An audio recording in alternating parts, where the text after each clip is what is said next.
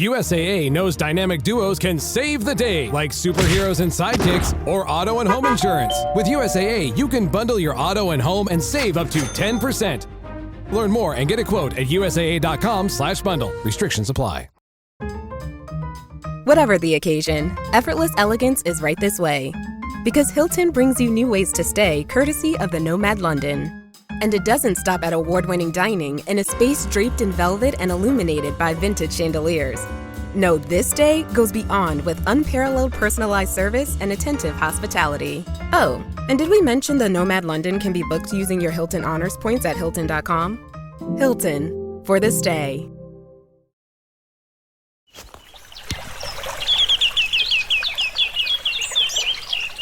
Welcome to NatureBacked, Rebecka and Johan.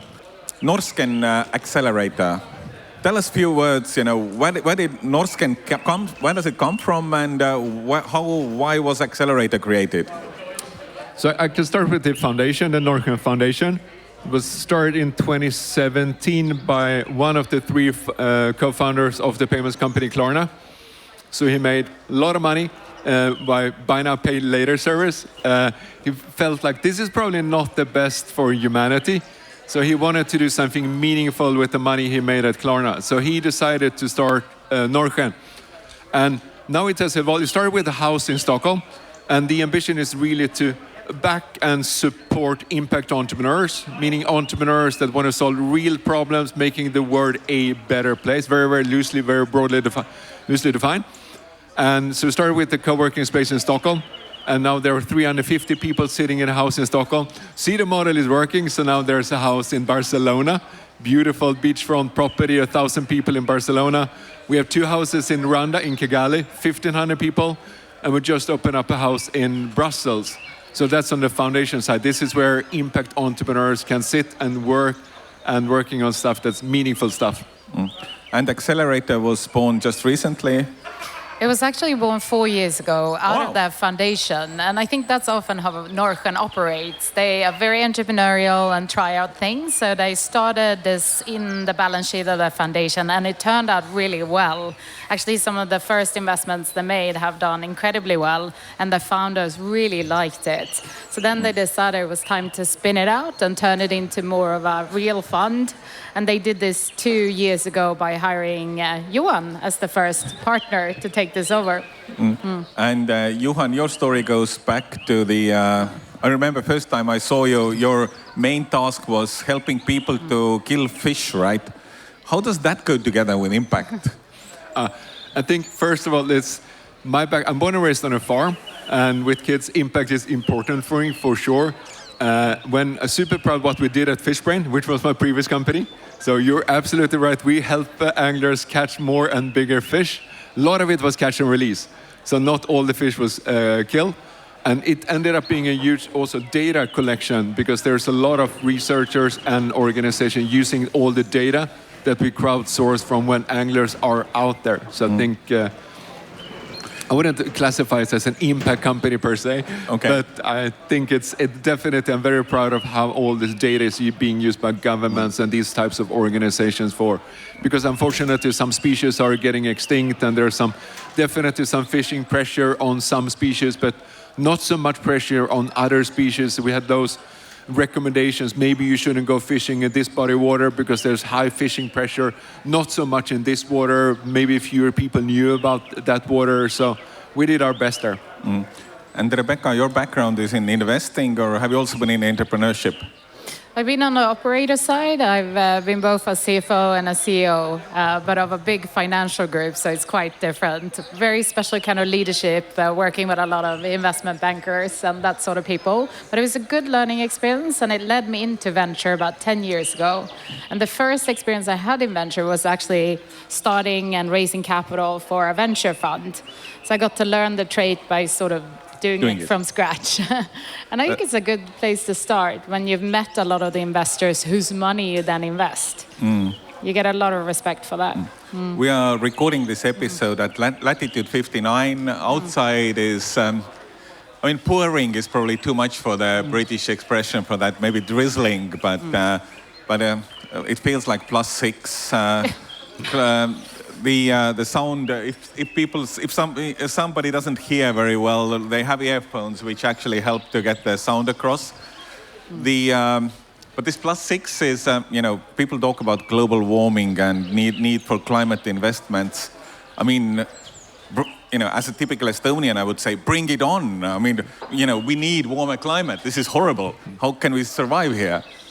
What's the point with all this kind of climate investments logic? Is it even needed? I think it's 100% needed. If you look at the consequences already, now maybe not here today, but in the broader global scale, naturally there's rising waters and a lot of people can't live in places where they used to live, and all the consequences it already has on farming and stuff like that. It's definitely happening, and it's very, very important to fix it before it's too late. And I absolutely don't think there's a silver bullet. I think there are a lot of different technologies and regulations and stuff like that needs to happen. It's absolutely not do this very one thing and it would automatically be better. But I think it's important that we address it in so many different ways as we possibly can. But on the topic of heat, there's actually a chance that due to climate change, the Gulf Stream will slow down, right? And then we could end up with sort of ice age over here. So I think even if you're wishing for heat, you might end up with ice. So I'd be a bit careful with that.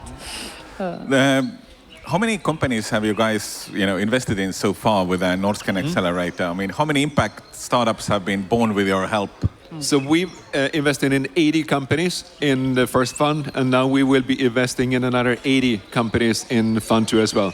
So we do a lot of investments, pre-seed investors, so do early, smaller tickets, early stage, take high risk, and really want to support these founders.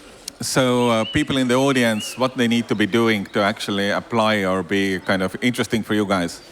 We wanted to do working on real problems that can make the world a better place. So something around, we have 2 themes in Fund 2, sustainability and resilience.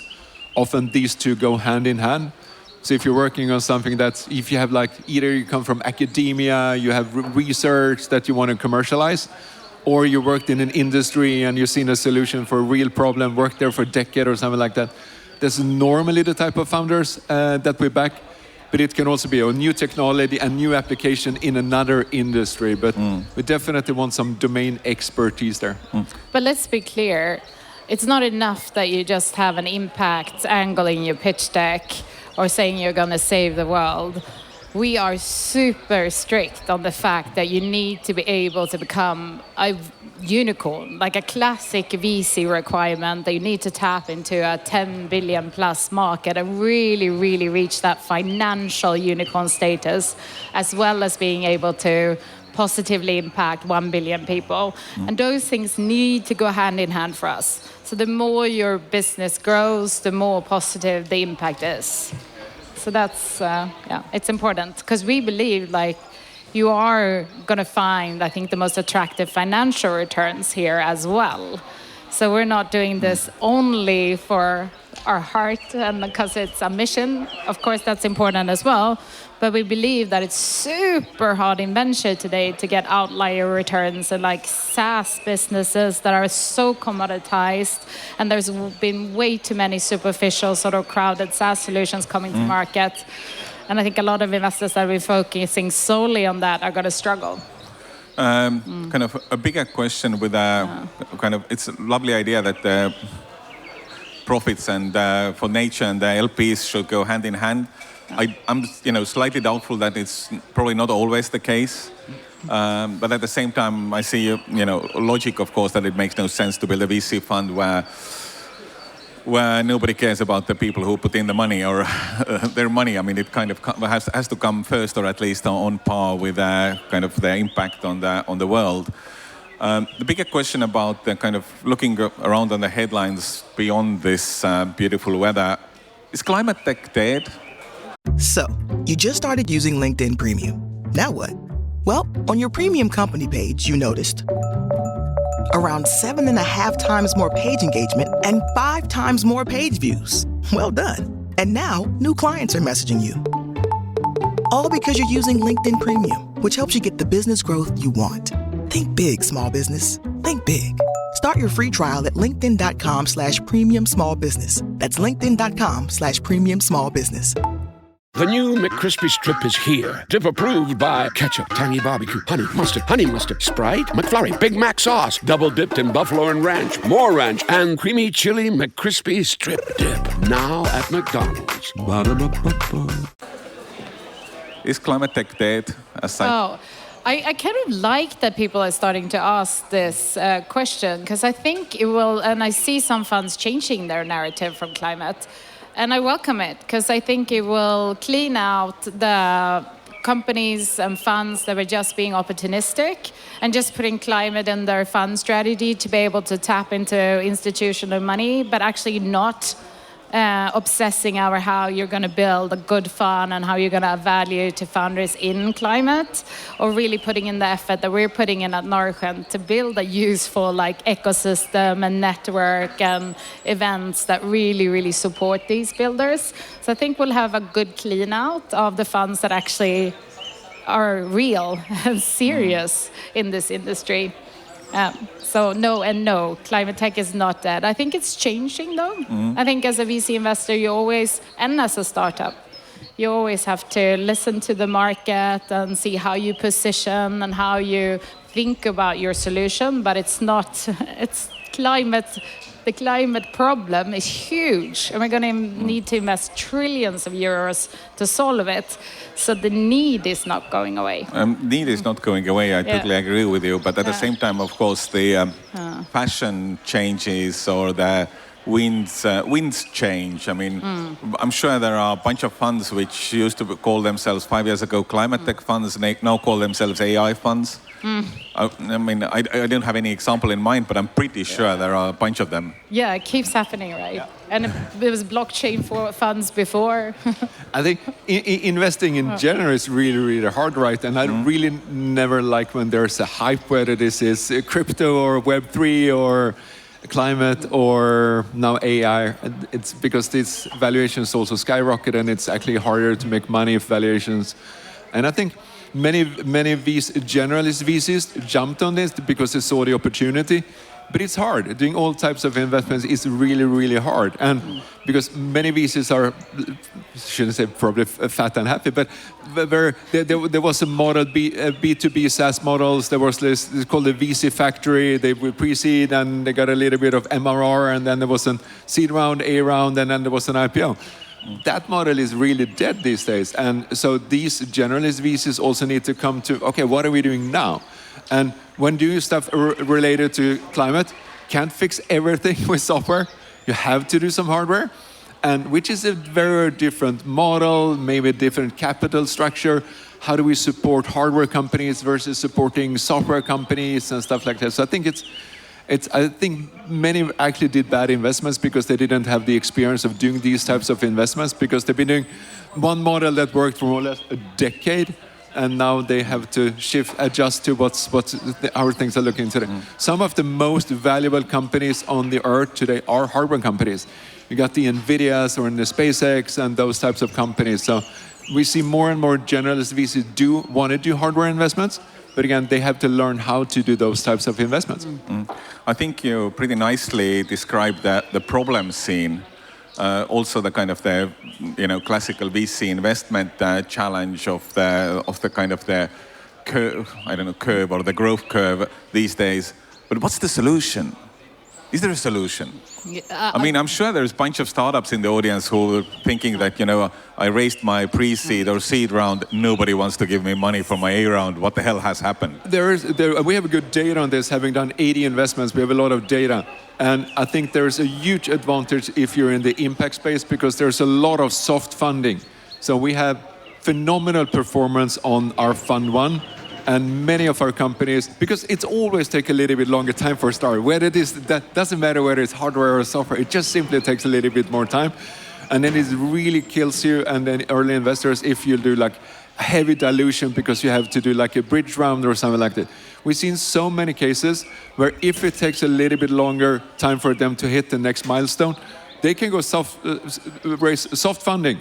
And for investors and founders, perfect, because non-dilutive, you don't have to take those down rounds. And before, those were small tickets you can get.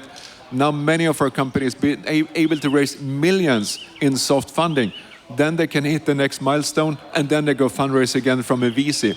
If you're not in impact, it's not like you can get there's not a lot of soft funding if you want to build the next HR platform, SaaS platform. But on your questions, if there's solutions, yes, there are definitely solutions. I've never been this optimistic, actually, looking at all the science that's come to market, and also actually what AI is accelerating. So as a sci-fi nerd, I have this saying that we're kind of living in this science reality now, because there's so many cool things you can do. Like synthetic biology, which is also accelerated with AI. So you can have feedback loops to your wet lab, so you can replace over time, I think, a large part of the chemical industry. And you can make novel foods. And that industry is exploding now thanks to AI. That's just one example. I think new material discovery will also be an area we will see emerge and become more and more attractive. We had a talk about that on the other day here in Clean Tech Capital Day. And with AI, you can discover new materials. You can make the materials we have much more efficient. So it's incredible what you can do. How to explain to the people who think that AI is just, fancy solution for search of the old content? I mean, I get the point that, with AI, the time, kind of the information speed and the kind of information creation also is here and now. But I get a feeling that a lot of maybe older generation or a little bit more narrow-minded generation is thinking that it's basically, taking content which is available and, creating a new source out of it. Any good examples of the kind of possibilities of AI today, which is actually happening, maybe in some of your portfolio companies? You know that feeling when someone shows up for you just when you need it most? That's what Uber is all about. Not just a ride or dinner at your door. It's how Uber helps you show up for the moments that matter. Because showing up can turn a tough day around or make a good one even better. Whatever it is, big or small, Uber is on the way. So you can be on yours. Uber, on our way. At Capella University, you can learn at your own pace with our FlexPath learning format. Take 1 or 2 courses at a time and complete as many as you can in a 12-week billing session. With FlexPath, you can finish the bachelor's degree you started in 19 months and under $19,000. A different future is closer than you think with Capella University. Learn more at capella.edu. Fastest 25% of students. Cost varies by pace, transfer credits, and other factors. Fees apply. I think definitely there's this, I think in many ways AI is becoming I started a PhD and it was called machine learning 20 years. It wasn't called AI 20 years ago when I started my PhD. No one really believed in it and we didn't have the computing power to do something meaningful.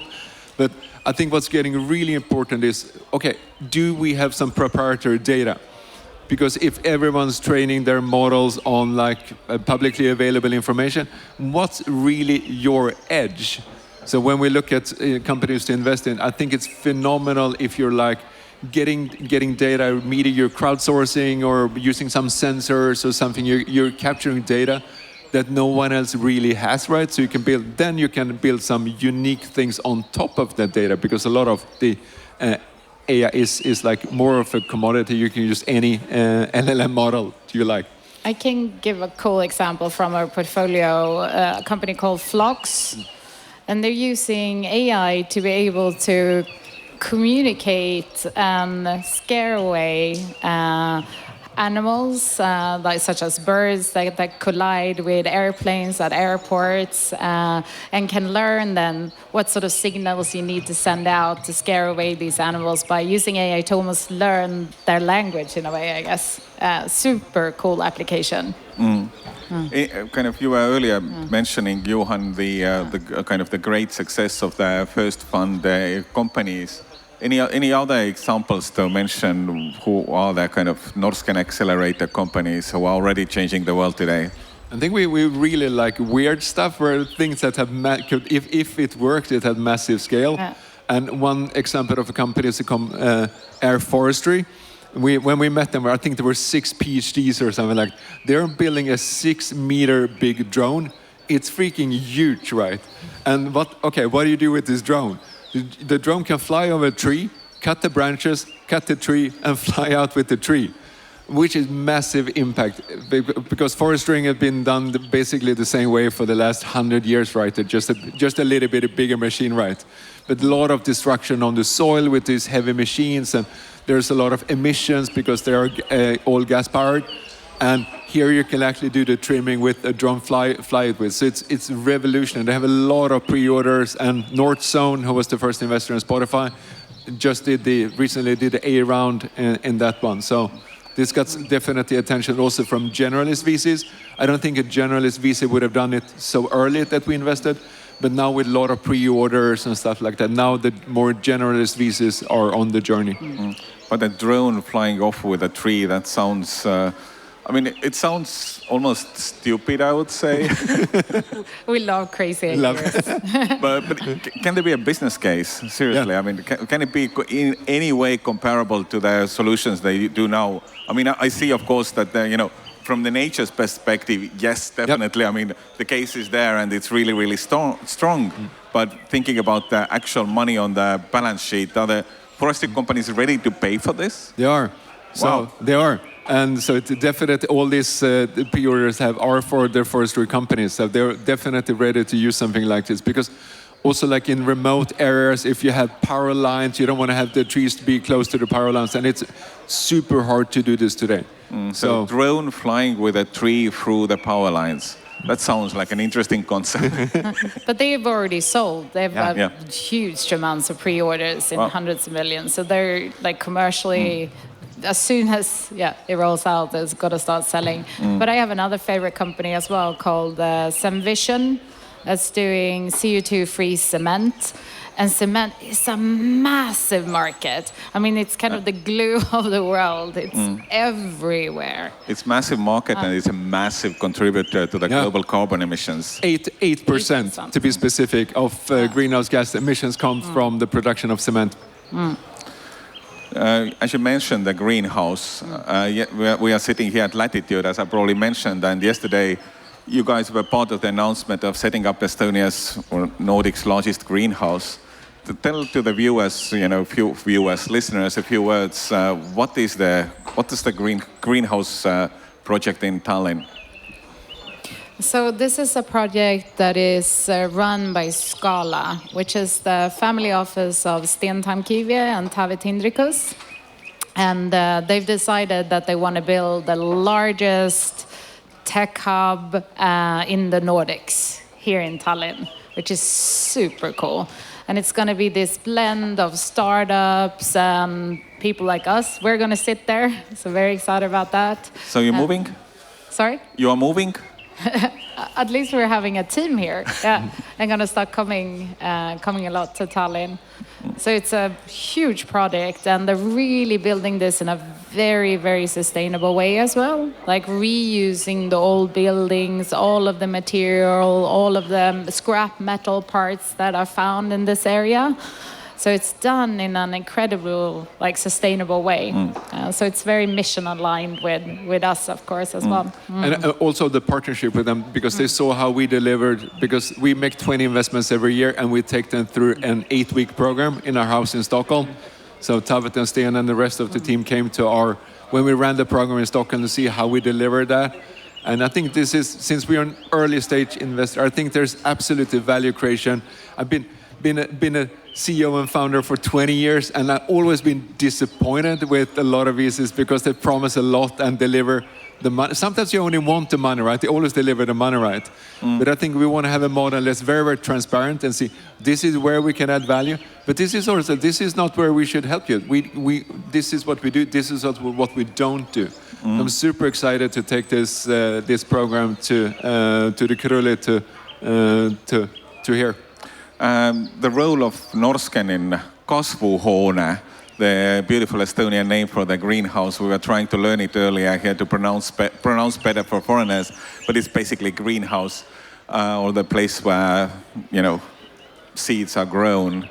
which is most appropriate name for this kind of facility anyway. But what's the Norrsken role? I mean, I see that you have Norrsken houses around the world. Will it be kind of Norrsken house, or will you transfer the know-how, or what's the logic there? So it won't be a full Norrsken house that we own and operate as a foundation on the top, but it will be a similar mission. And I think Norrsken is all about inspiring others and sharing the learnings that we have from building these meeting places and these hubs for impact around the world. So we've actually open sourced the blueprint of how we built the houses around the world. So you can find on our website all the do's and don'ts and the learnings for exactly this reason, like to inspire others, like Tavet and Sten now in Skala, to build similar meeting places. We're recording this in May 2025. When will the greenhouse be opened? Yeah, let's see. I think they said 2027. Okay. Yeah. But we will already start running programs here in 2026. Already next year we will be starting with this. You're talking about the programs, and I've noticed that startups can apply to a program, and the name is Accelerator. But is it an accelerator? Not really, because we're first and foremost, we are an early stage investor. We are a pre-stage investor that runs a program. And we call it the product. We're super proud of this one because we really wanted to deliver value to founders. And I don't think there's any a cookie cutter model for this one. I think what we do, we spend an enormous amount of time doing a bespoke program. First we make the investments, and then after we made the investments, we say, okay, now you need to be 100% transparent because we already invested. Now we have an aligned interest for you, making you massively successful. And then we really try to identify what's really preventing you from growing faster. And then we designed the program around this. So we have 100 mentors in our networks. It's naturally unicorn founders, but many started their companies 10, 15, 20, sometimes 20 years ago. So we also want to have operators or domain experts. And then we spend a lot of time doing the matchmaking between those founders and the mentors that can actually provide the most value right here, right now for these types of founders. So we we say this is not shouldn't be swearing in the podcast, but not a fucking school. So it's very, very bespoke. I think that's the reason why we now have 100 in Net Promoter Score. All founders going through would recommend us to another founder, which we're super proud of. Okay. Net Promoter Score of 100. Does anyone in the audience actually believe that? And it's not from 1 or 2 or 3. It's actually everyone that has answered the survey. I've gone through the data, so I know. And is answering kind of precondition to get the investment, or? That you give. Yeah. Sorry, I'm pushing it a little bit, maybe too far, but that's an interesting idea. I'll bring that home. But if I'm being a little bit mean, I think a lot of accelerator models out there are almost like Ponzi schemes. And they have these models where you give an investment and then you sort of earn back most of it in program fees. And then you're supposed to continue pitching under the program to get more money. So you can't be transparent, you can't coach them properly. And then you cherry pick the best ones and the rest ones become kind of broken. So I don't like these models. I've seen a few. And I think, but also a lot of the magic, the reason behind this is also not because of us, because the magic really happens also between the founders. Because it's designed to be, it's 8-week-long program. We put them in a co-living space, so these founders do work together live and work together for 8 weeks. And something magical happens there, right? Because sometimes the best advice you can get from other founders at your stage, sometimes you just need some support, right? And we've seen these companies, we've done this for 4 years. These companies, these founders, they almost become like friends. So they stick around, they hang around, and they help each other a lot. And this is also how we've been able to, because we're a relatively small team, and this is really how we can scale this, that founders help each other. And now we have founders that we invested in a few years ago come in and give sessions to later cohorts. And then naturally it's super relevant for them because they're a couple of years ahead of these companies. So it's very, very relevant. And we would never invest in direct competitors in one cohort because that will really break the positive energy and stuff if it's becoming competitive rather than being collaborative. So, but if you put the early stage founders together for 8 weeks, how many of them actually swap teams? We haven't seen it yet. Would be logical in some cases, I would guess. I wouldn't be surprised if it could happen, but it hasn't happened so far. No, and I also think because we want to invest in fairly established teams, we are, taking a lot of risk anyway. We're pre-seed investors. We want to know that at least the team has worked together or known each other for some time. So we're taking less team risk. Trying to diminish that risk. Trying to take less. Yeah. So what's the perfect stage for you guys? What do you demand from the team to have or to apply to the accelerator? We definitely would like to see that there's domain expertise. They have some kind of IP or know-how. So we're not. This is absolutely a must-have.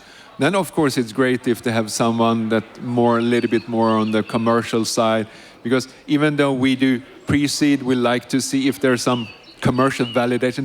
Absolutely doesn't have to be revenue, right? Because we're still willing to bet on stuff very, very early.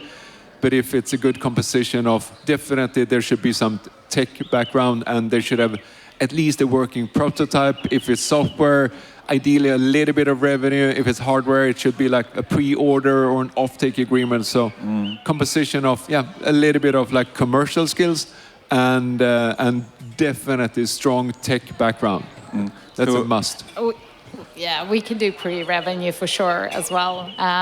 And I love to see when founders are like really obsessed about the problem they're taking on. You can tell that they've gone like so deep and really, really understood this problem, and then have almost like a unique insight. So they're like, oh, wow, this can be solved in a whole new way. Why are we not doing this? Like the drone, it's a great example. He spent his whole career, Ola, the founder, in forestry. And he's like, why can't we do it this way instead? Passion is so important. If we don't see that there's fire in their eyes, right, we won't invest. And a little bit crazy. No. Yeah, or a little more than a little bit crazy. Yeah, so 6 PhDs with a fire in their eyes. That sounds like a problem to me. Yeah, maybe not 6 PhDs. What's next? I mean, what's the kind of targets for the accelerator, or where do you want to take it when you retire in like 100 years? Where should the accelerator be? I think I'm still a builder, so I would love to build this. Now we're doing our second fund, which is bigger than the first fund, and now I'm super excited to be scaling this to Tallinn. I think this is needed in a lot of places, so definitely will love to scale this in more geographies and figuring out a way, because again, many tried to scale too rapidly, and maybe that didn't. Then as soon as you start losing quality, we are really obsessed with quality. So we definitely want to scale as quickly as we can, but not jeopardizing the quality, because we really want to have operators, ex-entrepreneurs, people that have been in the trenches that actually can support and help these companies. So very thinking about how to scale it. But our ambition is absolutely to scale this globally. I love this question because I thought a lot about this, kind of deciding what I wanted to be when I grew up. And I realized I really want to be a part of building something that is sort of my legacy, something that will survive beyond just me. And I think a lot of VC models today are kind of consultancy models. So everything we say startups should not do, a lot of VCs are actually doing themselves. They build an organization that is very dependent on a few people, and it doesn't scale. They sit on 12, 13, 14, 15 boards, and how are you going to make that work? How are you going to make that scale? So I really wanted to join a strategy and a team where we are building a product, we're building something that will survive without us, like so that when we retire, we can look back and say, we built this. But going global, I mean, Accelerator program has been so far just Stockholm, or? Or is it in all Norrsken houses around the world? So today it's true that we run the program in Stockholm. We, in Fund 1, we invested globally. So all these founders come to Stockholm because we definitely, what we talked about, we want them to be together for an extended period so we get that magic between them. Now, definitely with the house in Barcelona. If you look at, if it's November, do you want to be in Stockholm or do you want to be in Barcelona? For me, it's a pretty I was in easy, Barcelona for this November. pretty easy choice for me. Yeah. Running a business comes with a lot of what-ifs. But luckily, there's a simple answer to them. Shopify. It's the commerce platform behind millions of businesses, including Thrive Cosmetics and Momofuku. And it'll help you with everything you need. From website design and marketing to boosting sales and expanding operations, Shopify can get the job done and make your dream a reality. Turn those what-ifs into... Sign up for your $1 per month trial at shopify.com/special offer. Yeah, but globally, you have a place in Rwanda to do it, in Africa, and then Asia, right? So naturally, it's a fantastic opportunity to grow with. Norrsken is becoming a bigger and bigger platform with more and more houses, and there are more houses in the making, by the way. So it's a super good platform for us to follow and run local programs in these locations. But we wouldn't just restrict ourselves to doing investments in these geographies. Still want to focus on Fund 2. It will be Europe, because now it's an unprecedented opportunity to double down on Europe. So in Fund 2, we'll invest in European companies. So resilience and sustainability as the key themes. Does resilience cover all these recent trend and headlines about the dual-use technology and military and defense? And is that also kind of in your scope or not really? So first, we wouldn't do weapons. That's not what we're doing. But do we want to protect our digital and physical infrastructure? For sure. Look at the geopolitical landscape today. It's very important. We invested in cybersecurity last year. I think there's a lot of reason for see what's happening with deep fakes and stuff like that. So I think there's a lot to do on the resilience side. And look what happened with when there was a ship stuck in the Suez Canal, what happened with the global supply chains. And a lot of the enterprises, corporates we talk to, they're looking at, okay, what can we produce locally? Can we shift to other materials where we can actually design and produce locally? Because they see, okay, it's quite fragile. All the consultants like the McKinsey, they were just-in-time delivery. It was fantastic until it wasn't. There was a pandemic and Russia started war in Ukraine and screwed up a lot of those supply chains. So that is resilience. Naturally, the best for us there's also a sustainability component. It's better for the environment to produce something locally versus producing it somewhere else in a not environmentally friendly way. So many of the best cases those resilience and sustainability go hand in hand, but not always. You mentioned the logistics supply chain. Of course, the most recent tragedy for global logistics supply chain was the US president, right? Any startups who's fixing that problem would be also probably part of the resilience challenge. I mean, in a roundabout way. Yes. It's a weird world we live in, right? Where you say this, that it's clear that populism is popular again, right? And the spread of misinformation and deep fakes around the world is really, really threatening our democracies. It's one area we definitely would like to find solutions for. It's crazy. So any good tools to support democracies should be built and applied, right? Yeah. Totally. Yeah. Good. I'm not going to keep you in this frozen Tallinn outside for longer. Inside there is definitely tea and a few heaters. Yes, please. Thank you for your time and thanks for joining NatureBacked. Thank you. Thanks for having us. It was a pleasure. Thanks. If you like the show, subscribe and leave a good rating on the podcast platform of your choice. It would mean a world to us.